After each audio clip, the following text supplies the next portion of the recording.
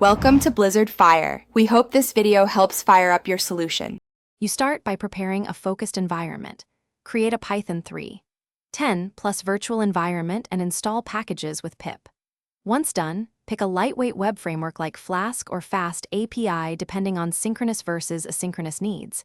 This shapes routing and deployment. Then choose the NLP core, transformers if you need pre-trained generation, SPA-SCI for efficient parsing, because that decision determines model loading, tokenization, and overall latency. Make sure to lock versions and requirements. You now wire the model into your app, load the pre-trained model and tokenizer, and move the model to GPU when available to reduce latency.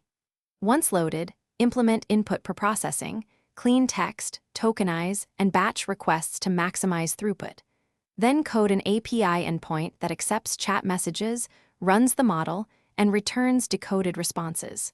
Make sure to handle conversation state or context windows, because preserving recent turns improves coherence and avoids repetitive answers. You finish by packaging and deploying. Create a Docker file, set environment variables for model paths and API keys, and expose the service port for your reverse proxy. Once deployed, monitor latency, memory, and errors, add retries and rate limits to protect the model from spikes. If things go wrong, check logs and validate inputs first. Corrupt tokenization or oversized context windows are common causes. Finally, run load tests and iterate on batching and caching to stabilize performance. Thanks for watching. If you found this helpful, don't forget to like and subscribe.